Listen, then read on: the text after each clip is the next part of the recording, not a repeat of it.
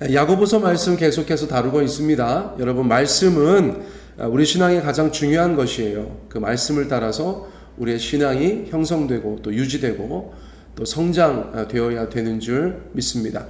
우리가 이해하는 하나님도 말씀 속에 계신 하나님이시고요. 우리가 다니는 교회도 말씀 속에 있는 교회들입니다. 우리가 살아내야 하는 인생도 말씀 속에 있는 인생들인 줄 믿습니다.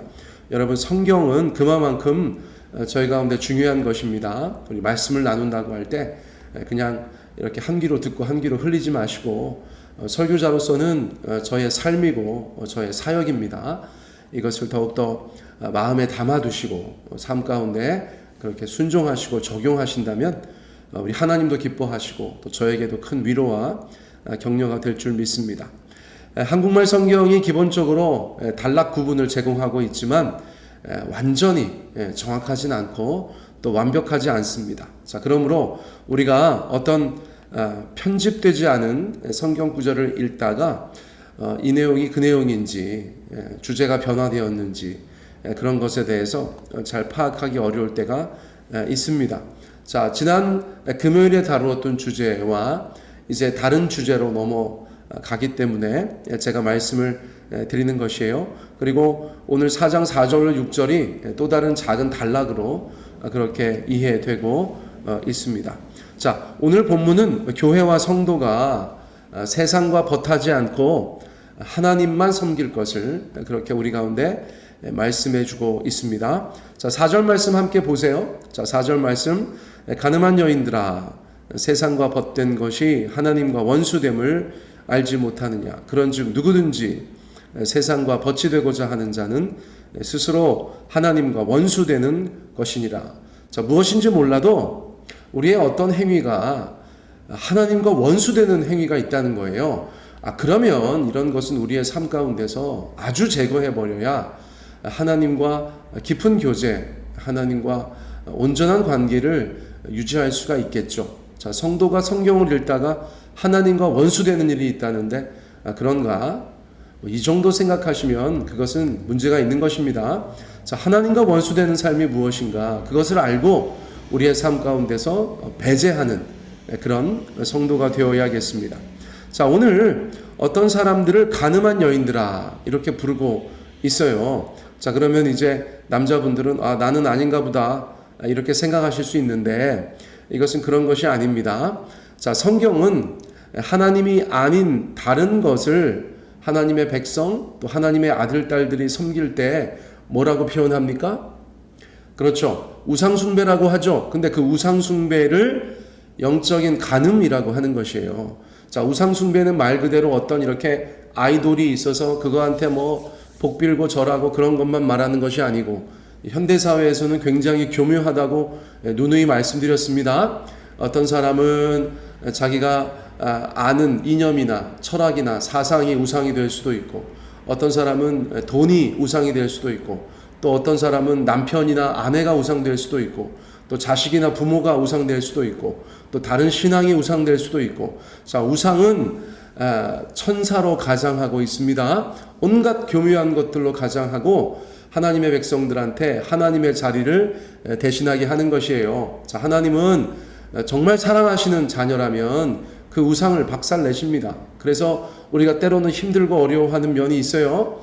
그런데 그 우상을 섬기는 것을 내가 교회 열심히 다니고 예배 잘 참석하고 기도도 하고 성경도 보고 한다고 할지라도 내 마음 중심에 교묘하게 자리 잡은 그 우상에 대해서는 영적인 간음이라고 말씀하신다. 이것은 굉장히 높은 차원의 분별이 필요하다. 내가 지금 하나님 섬긴다고 하면서 내 안에 우상이 있는가? 그것을 맹정신에 알 수 있는 방법이 없죠. 하나님 앞에 말씀에 깊이 들어가고 하나님 앞에 기도 가운데 깊이 자신을 비추어 볼 때 내 안에 이런 우상이 있구나. 하나님께서 그것을 말씀해 주실 때 우리가 알 수 있다는 것이에요. 자, 그런데 그러한 모든 것들은 영적인 간음이고 영적인 우상 숭배라고 성경은 말씀해 주고 있습니다. 자, 그런데 교회는 여러분 남성형입니까? 여성형입니까? 자, 좋은 질문이에요. 교회는 남성형입니까? 여성형입니까? 문법을 얘기한 것이 아니라 성경에서 교회는 여성으로 묘사되죠. 어떤 면에서요? 주님의 신부입니다. 주님의 신부. 자, 구약 성서나 신약 성서를 통틀어서 교회는 하나님의 백성은 신부의 이미지로 우리 가운데 나타나고 있어요. 그래서 예수님은 신랑, 그렇죠? 교회는 특별히 신부. 그러므로 가늠한 여인들아 라고 하는 것은 세상을 섬기는, 우상을 숭배하는 교묘한 영적인 간음이 있는 교회 공동체를 향하여서 하는 말입니다. 이것은 무슨 어떤 자매들, 행실에 문제가 있는 자매들에게만 말하는 그런 것이 아니고 우상 숭배하는, 교묘하게 영적 간음하는 교회를 향하여서 하나님께서 말씀해 주시는 것이다 라고 여러분께서 이해하시면 돼요. 자, 그런데 그 교회가 어떤 문제가 있습니까? 세상과 벗하고 있다. 세상과 벗하고 있다. 그렇게 말씀해 주고 있어요. 야고보서에는 세상이라는 단어가 심심치 않게 등장합니다. 자, 제가 지난번에도 말씀드렸어요. 세상 두 가지로 쓰인다. 크게. 첫째, 하나님이 만드시고 여전히 사랑하시는 세상, 하나님이 세상을 이처럼 사랑하셨다 할 때 그 세상이 있고, 여기서는 무엇입니까? 하나님을 대적하는 세상, 너희가 세상을 사랑하지 말아라 이렇게 말할 때는 하나님을 대적하는 세상. 자, 세상은 오늘날도 하나님을 대적하죠. 하나님 없다고 하고 하나님 조롱하고 하나님 없는 문화를 그렇게 따르고 하나님 없는 사상, 이념, 철학, 하나님 없는 신학, 또 하나님이 아닌 다른 것을 섬기라고 말하고 물질이 최고라고 말하고 또 사랑도 변하는 것이고 온갖 하나님 아닌 것들, 하나님께서 원치 않는 것들로 가득한 것이 또 세상의 한 모습이기도 한 것이죠. 자, 그런 세상을 말하고 있는 것이에요. 자, 성경은 하나님을 대적하는 것, 그것을 세상이라고도 표현하는 것입니다. 자, 그러니까 주님의 교회가, 예수님의 교회가 세상을 사랑하고 벗한다면 자연스럽게 하나님과 원수가 되는 것이에요. 자, 이것은 제가 여러분들 가운데 이해하기 쉽게 말씀드릴 수 있어요. 무엇인가? 우리가 적성국가가 있다고 생각해 보세요. 적성국가. 우리와 대적하는 국가가 있다고 생각해 보세요. 그런데 우리 민족이, 우리 백성이, 대한민국 백성이 적성국가를 도우면 뭐라고 얘기하죠? 그것을 이적행위다. 그렇게 말하지 않습니까? 그런 것이죠. 하나님의 나라에 속한 자가 하나님을 대적하는 세상과 벗하여 지낸다. 그것은 자기가 인지하던 인지하지 못하던 간에 영적인 이적행위라고 말할 수 있겠죠. 내가 하나님의 나라에 속한 사람으로서 하나님의 나라의 유익을 위해서 행하는 것이 아니라 하나님 나라의 적성국가를 위해서 벗하고 행한다. 그것은 문제가 될 수밖에 없죠. 자, 여러분들 그런 이미지를 여러분들께서 마음속에 간직하신다면 왜 하나님을 대적하는 세상을 벗하고 섬기는 것이 스스로 하나님과 원수되는 것인지를 저희가 잘 이해할 수 있게 될 줄 믿습니다. 자, 그저 동네에 다니면서 뭐 마실 다니고 쇼핑 다니고 뭐 이런저런 세상의 문화들 즐기는 것, 그 정도를 가지고 말하는 건 아니죠. 뭐 그런 건 누구나 하는데요. 그런 것이 아니고 정말 하나님을 대적하는 세상 속에서 우리가 알게 모르게 그 하나님을 대적하는 것에 동조한다면, 함께 한다면, 그렇게 같이 살아간다면 여러분 그것은 부지불식간에 하나님과 원수되는 것이다. 이건 중요해 보여서 제가 좀 목소리를 높였습니다. 자, 5절 넘어갈게요. 너희는 하나님이 우리 속에 거하게 하신 성령이 시기하기까지 사모한다 하신 말씀을 헛된 줄로 생각하느냐. 저 고등학교 때 교회 다니면서 어느 날 성경을 보는데 하나님은 질투하시는 하나님이시니라 뭐 이런 말씀이 있어가지고 굉장히 당황했습니다. 왜 그럴까요? 하나님은 뭔가 그냥 다 받아주실 것 같고 하나님은 그냥 오냐오냐 할 것 같은데 질투를 하신다니까 이거는 조금 제가 신앙 거의 없던 시절에 생각하는, 제가 그리던 하나님하고는 조금 차이가 있어 보여서 좀 당황했던 기억이 있습니다만 이거는 그런 것이 아니죠. 그런 시기나 그런 질투가 아니에요. 자, 하나님이 질투하신다라는 말은 여러분 요거는 꼭 기억하셔야 돼요. 이건 어디 가서도 잘 안 알려줘요. 그냥 하나님 질투하신다, 인간적인 것처럼 이해하는데, 자, 그것이 아니고 하나님이 질투하신다는 말은 하나님이 열심을 내신다는 뜻이에요.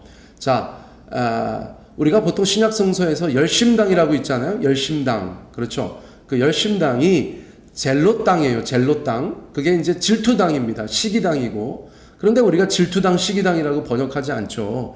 열심당이라고 한 것입니다. 왜냐하면 그들이 열심히 있었기 때문이에요. 뭐에 대한 열심이 있느냐? 이스라엘 나라에 대한 열심이 있었던 것이죠. 자, 그 단어가 똑같이 열심히 있는 하나님, 질투하시는 하나님에 적용되었습니다. 자, 그러니까 하나님이 열심을 내시는 것은 무엇인가? 하나님이 질투를 하시는 것은 무엇인가?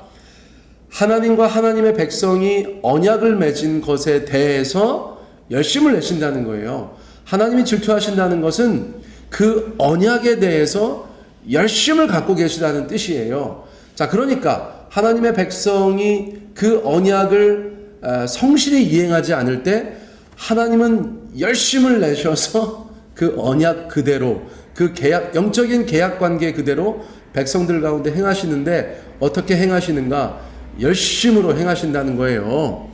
복을 준다고 하셨던 것은 복을 주고 또 저주하시겠다고 하신 것은 저주를 하니까 사람 입장에서는 언약에 열심을 내시는 하나님께서 여러분 쉽게 다가오지 않는 것입니다.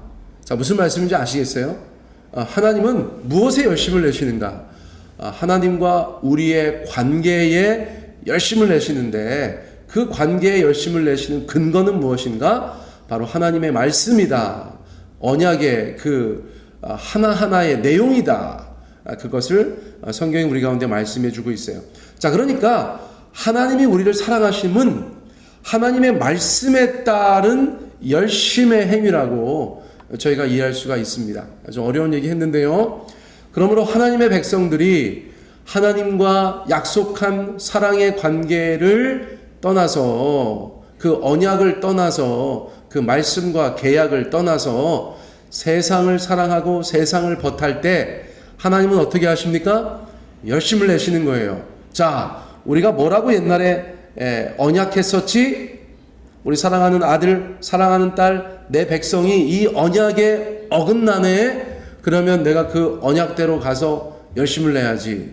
그래서 하나님은 때로는 우리 가운데 책망할 것은 강력하게 책망하시고 돌이키게 하실 것은 돌이키게 하시고 또 반대로 너무나 잘하였어요. 세상 속에서 하나님만 섬기고 하나님만 온전히 바라보며 주와 함께 동행하였으면 또 말씀을 근거로 하여서 우리 가운데 복의 복을 더하시는 그런 열심 있는 하나님이시라는 것을 저희 가운데 말씀해 주고 있다는 것이에요. 자, 그러므로 하나님의 영이신 성령님께서는 우리 안에서 우리를 사모하시는데 어떻게 하기까지 사모하시는가? 시기하기까지 사모하신다는 것입니다. 질투하기까지 사모하신다는 것이에요. 자, 이것은 인간적인 그런 감정적인 그런 것이 아니라 하나님의 말씀에 근거한 열심이다. 여러분께서 그렇게 이해하시면 되겠어요. 아무튼 하나님은 우리를 너무나 사랑하셔서 다른 어떤 것에도 우리의 사랑을 뺏기지 않으시려고 하신다. 이거는 속이 좁아 그런 것이 아닙니다. 하나님은 사랑이시다. 그렇죠. 자, 하나님은 사랑 그 자체인데 사랑의 특징은 무엇인가? 100%라는 것이죠. 사랑은 99%로 만족하지 않는 것이 바로 사랑입니다. 아이고, 내가 너를 99% 사랑한다. 그 말에 감동할 사람이 어디 있겠어요? 그렇죠. 100%여야 합니다. 자, 하나님에 대한 우리의 사랑 100%여야 합니다. 우리를 향하신 하나님의 사랑은 100%이기 때문입니다. 자, 6절로 넘어갑니다. 그러나 더욱 큰 은혜를 주시나니 그러므로 일러스되 하나님이 교만한 자를 물리치시고 겸손한 자에게 은혜를 주신다 하였느니라. 자, 이 맥락에서 이게 무슨 말일까요? 자, 세상을 버타지 말아라. 하나님만 섬겨라. 하나님은 그 언약 가운데 그 사랑의 관계 가운데 열심을 내시는 분이시다. 최선을 다하고 계시는 분이시다. 질투하시는 분이시다 라고 말하고 나서 그러나 라고 되어 있다는 것이에요. 그러나. 자, 그러나가 뭐예요? 왜 갑자기 그러나가 나와요? 자, 5절까지의 말씀을 접한 저와 여러분들은 어떤 마음이죠? 아우 좋아라. 너무나 마음이 가벼우세요? 그렇지 않으셔야지 옳은 줄 믿습니다. 야, 하나님이 우리를 사랑하시는데 이렇게까지 사랑하시고 정말 그렇게 열심을 내셔서 사랑하시고 그냥 우리에게도 100%의 사랑을 요구하시니까 엄청 부담스럽네. 여러분 그렇게 반응하는 것이 더 자연스럽지 않겠습니까? 상대방이 나를 사랑하는데 나는 정말 100%야. 당신도 나를 100% 사랑해. 그러면 물론 좋은 것도 있죠. 그러나 야 이거 어떻게 하면 좋지? 이런 생각이 당연히 들 수도 있다는 것입니다. 자, 그런 맥락에서 하나님 앞에 사랑의 관계를 온전히 살아내고 세상과 벗하지 않고 주님만 100% 섬기기 원하는 자들에게 6절 말씀을 주신 거라는 거예요. 자, 그런데 너무 그렇게 막 마음에 힘들어하고 부담 갖지 마. 이게 너무나 좋은 거야. 어떤 면에서요? 그런 사람들에게는 하나님을 100% 사랑하는 사람들에게는 세상을 벗하지 않고 주님만 섬기는 사람들에게는 더욱 큰 은혜를 주신다. 할렐루야! 오늘 새벽 예배 그냥 너무 힘들게 시작하고 나서 은혜가 되네요. 네. 더욱 큰 은혜를 주신다는 것입니다. 하나님을 100% 사랑하는 사람들에게는 더욱 큰 은혜를 주신다. 여러분 믿으시기 바랍니다. 우리가 하나님만 100% 섬기고 살아가는 것에 있어서 힘을 내시기 바랍니다. 이 말씀이 위로가 되시기를 원합니다. 여러분 이것은 우리 가운데 주시는 하나님의 약속의 말씀이에요. 세상 속에서 세상을 벗하지 않고 하나님만 섬기고 사는 것이 너네가 손해보는 것 같지? No. 그런 사람들에게는 내가 더욱 큰 은혜를 줄 거야. 여러분 하나님께서 이중의 축복의 약속을 우리 가운데 하고 계신 것이에요. 자, 그러므로 그 말씀을 믿는 사람들은 그 삶 가운데 변화가 있겠죠. 그러므로 일러스되 하나님이 교만한 자를 물리치시고 겸손한 자에게 은혜를 주신다 하였느니라. 자, 여기에서는 교만한 자는 누굴까요? 네, 하나님을 섬기지 않고 세상을 벗하는 사람. 그렇죠. 자, 겸손한 사람은 온전히 하나님만 섬기는 사람, 세상을 벗하지 않는 사람, 100% 주님인 사람, 그런 사람들을 말하고 있는 것이에요. 자, 누구를 더 축복하십니까? 그렇죠. 하나님이 교만한 자를 물리치신다. 겸손한 자에게는 은혜를 더 주신다. 그렇게 말씀해주고 있다는 것이에요. 자, 이 약속의 말씀이 오늘도 저희 가운데 힘이 됩니다. 오늘도 우리는 세상 속에 살아갑니다. 그 세상은 하나님이 사랑하시는 세상이기도 하고 동시에 하나님을 대적하는 세상이기도 합니다. 우리가 믿는 사람으로서 하나님의 백성, 아들, 딸로서 그 세상 속에서 영적인 분별함을 가지고 세상을 벗하여 기뻐하는 것이 아니라 하나님만을 섬기는 것을 결단함으로 순종함으로 기뻐하는 또 승리하는 이 하루 되시기를 우리 주 예수님의 이름으로 축복합니다.